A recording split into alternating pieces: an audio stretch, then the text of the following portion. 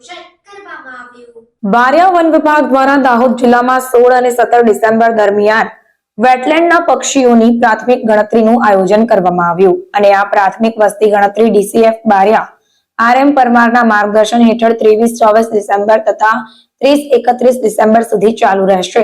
આ વસ્તી ગણતરીમાં બારિયા વન વિભાગના સંકલનમાં પ્રકૃતિ મિત્ર મંડળ અને સંસ્કાર એડવેન્ચરના સભ્યોનો પણ સહકાર લેવામાં આવ્યો, જેમાં દાહોદ, ઝાલોદ, ગરબાડા, સિંગવડ, બારિયા સહિત તમામ તાલુકાના તળાવ જેવા કે ફુટેલાવ, કબૂતરી ડેમ, પતંગડી, દશલા, ફૂલપરા, નગરાલા, ભૂલડ જેવા વિવિધ તળાવોમાં ગણતરી હાથ ધરવામાં આવી।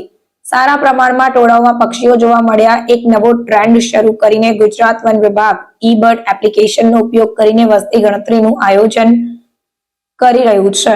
ઈ-બર્ડ એપ્લિકેશન યોગ્ય ઉપયોગ માટે સંસ્કાર એડવેન્ચર અને પ્રકૃતિ મિત્ર મંડળ દ્વારા સ્ટાફ અને સ્થાનિક સ્વયંસેવકો માટે RFO સાથે સંકલનમાં જાગૃતિ અને તાલીમનું પણ આયોજન કરવામાં આવ્યું।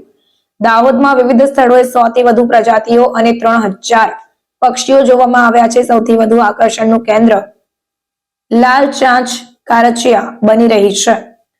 આ પક્ષી ફુટેલાઓ, દશલા અને કબૂતરી તળાવમાં સારા પ્રમાણમાં જોવા મળી। આખરી પક્ષી ગણતરી આગામી મહિનામાં કરવામાં આવશે।